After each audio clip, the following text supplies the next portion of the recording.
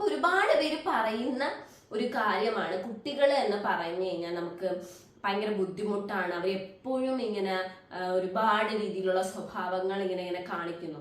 So അതിന് കാരണക്കാരൻ ഞാൻ ഈ പറഞ്ഞ പോലെ പാരന്റ്സ് തന്നെയാണ്. സോ ഒരു കുട്ടി ഒരു വയസ്സിന് ശേഷം അവരുടെ അച്ഛനെയും അമ്മയെയും അപ്പൂപ്പനെയും അമ്മൂമ്മയും ഒക്കെ കണ്ടാണ് വളരുന്നത്.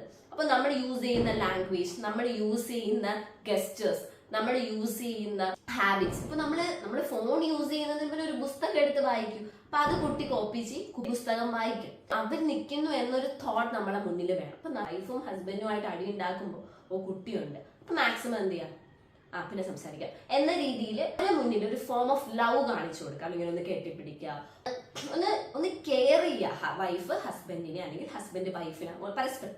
അപ്പൊ ഇങ്ങനെയാണ് ചെയ്യുന്നത്, അപ്പൊ ഇവരതുപോലെ ചെയ്യും. അപ്പൊ അങ്ങനത്തെ ഒരു ക്യാരക്ടർ അവരവിടെ ബിൽഡ് ചെയ്യും, ഒരു ലവ് അവിടെ ബിൽഡ് ചെയ്യും. പിന്നെ ആക്ടിവിറ്റീസ്, അവരെ കൂടെ കുറച്ച് സമയം സ്പെൻഡ് ചെയ്യുക. ഒരു 30 മിനിറ്റ് മതി. ആ 30 മിനിറ്റ് അവരെ കൂടെ സ്പെൻഡ് ചെയ്താൽ they will be happy more than enough. So അത് മതി നമുക്ക്. സോ അങ്ങനെയൊക്കെ ചെയ്യാം. സോ അതിലൂടെ നമുക്ക് കുട്ടികളുടെ ക്യാരക്ടേഴ്സ് ബിൽഡ് ചെയ്യാൻ പറ്റും, മാറ്റാൻ പറ്റും. സോ മറ്റുള്ളവരുടെ അറിവിലേക്ക് ഷെയർ ചെയ്യുക. സോ ഇന്നത്തെ വീഡിയോ എല്ലാവർക്കും ഇഷ്ടമായെന്ന് വിശ്വസിക്കുന്നു. ഇഷ്ടമായാൽ ലൈക്ക് ചെയ്യുക, ഷെയർ ചെയ്യുക, കമന്റ് ചെയ്യുക, സബ്സ്ക്രൈബ് ചെയ്യുക. ഇനിയും പുതിയ വീഡിയോസുമായി വീണ്ടും വരുന്നതുവരെ till then, it's my talk with Dr. RDST signing off. Thank you.